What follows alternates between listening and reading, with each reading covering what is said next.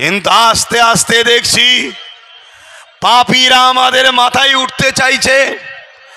কখনো আমার বোনেদেরকে রেপ করেছে, কখনো আমার ভাইদেরকে খুন করেছে, কখনো আমাদেরকে বিভিন্ন নিষিদ্ধ সংগঠনের সঙ্গে মিথ্যা জড়িয়ে দিয়ে আমাদের কওমের শিক্ষিত সম্ভ্রান্ত ছেলেগুলোকে জেলের কারাগারে বন্দি করে তাদেরকে নির্মমভাবে অত্যাচার করে হত্যা করেছে।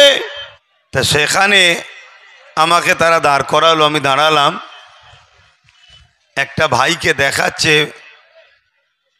মধ্যবয়স্ক ব্যক্তি হবে, মুখে হালকা দাঁড়িয়ে আছে। সে নাকি এই প্রোগ্রামে আসছিল বলে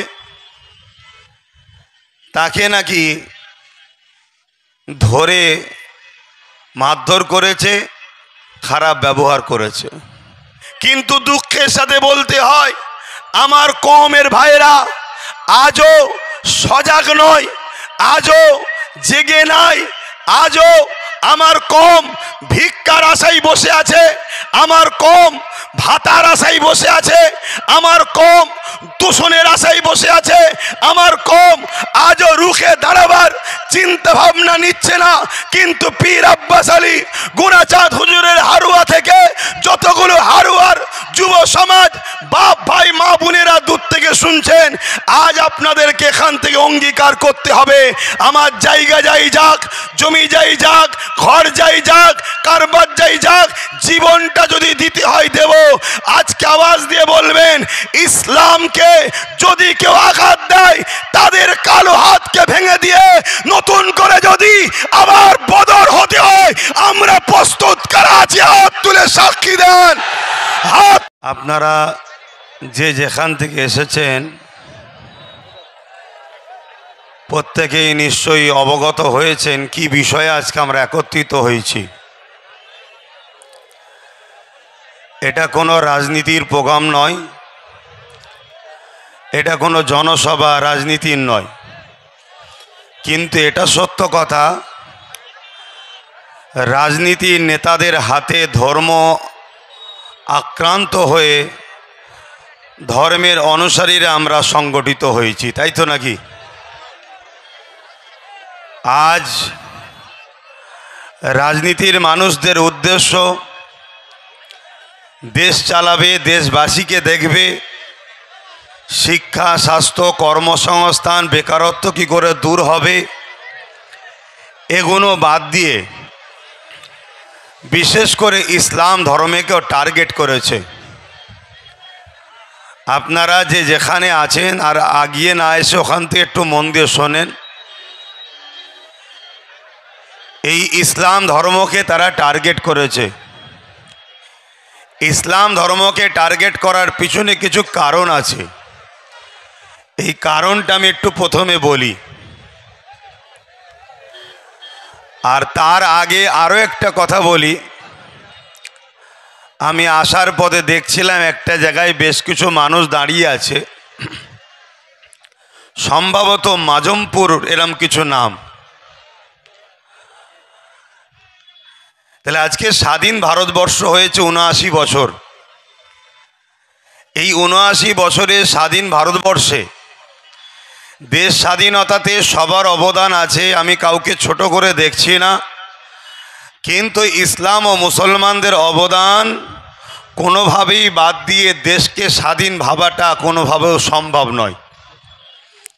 আমাদের অবদান অনেকটাই বেশি, তার প্রমাণ দিল্লি ইন্ডিয়া গেট এখনও প্রমাণ দিচ্ছে।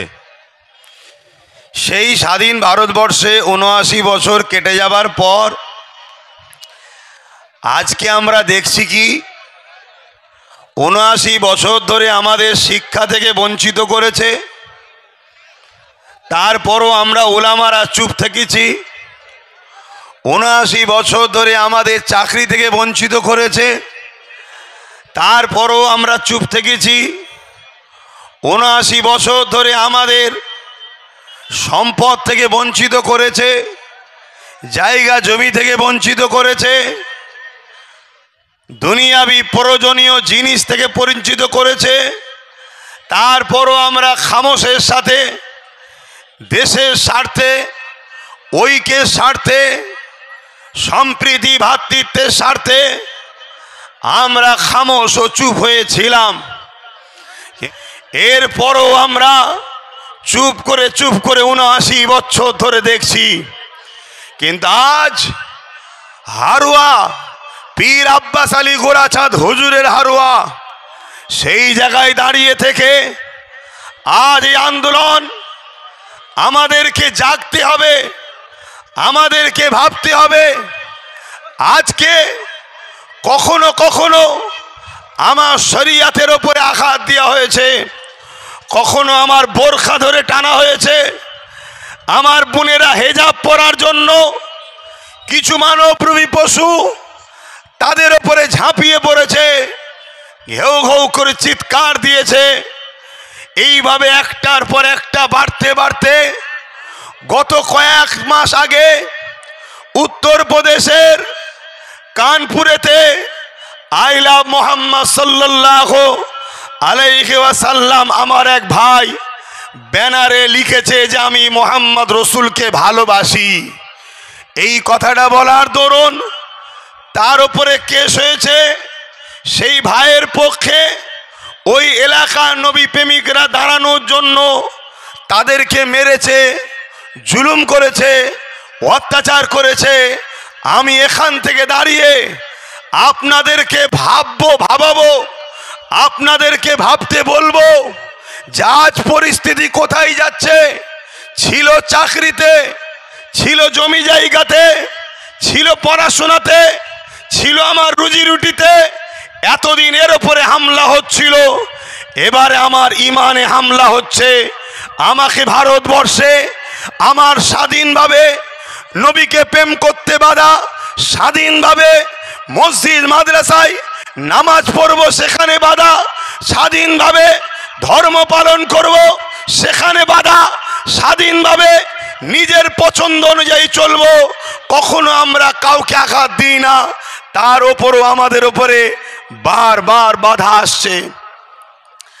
আজ পুরো পৃথিবী যদি আই লাভ মোহাম্মদ সাল্লাল্লাহু আলাইহি ওয়াসাল্লাম বলাতে বাধা দেয়, আমরা একবার নয় জেলের মধ্যে গেলে এত ওর ভেতরে আই লাভ মোহাম্মদ রসুল বলবো, যতগুলো জেলার আছে সব কটাকে মোহাম্মদ রসুলের দিবানা বানিয়েই আমরা জেল থেকে বেরোবো, ঠিক না বেঠে? আই লাভ মোহাম্মদ এমন একজন, তিনি এই পৃথিবীতে তিনার মতো কেউ আসেনি, তিনার মতো কেউ আসবে না। প্রত্যেকটা ধর্মের মহামনীষীরা তারা স্বীকার করেছে মোহাম্মদ রসুল সর্বকালের সর্বশ্রেষ্ঠ মহানায়ক।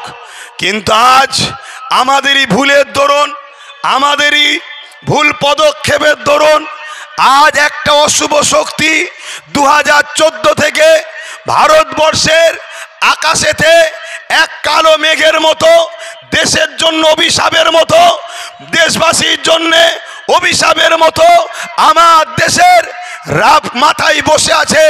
এই বিজেপি গভর্নমেন্ট যেদিন থেকে আমার দেশে এসেছে সেদিন থেকে আমার দেশ অশান্তির দাবানলে জ্বলছে।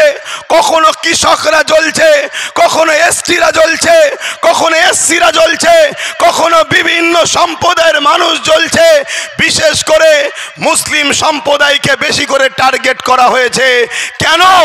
এই জালিম হুকুমত জানে ইসলাম এমন একটা ধর্মের নাম, দেশকে ভালোবাসার এটাও ইসলাম শিখিয়েছে। বলুন সুবহানাল্লাহ।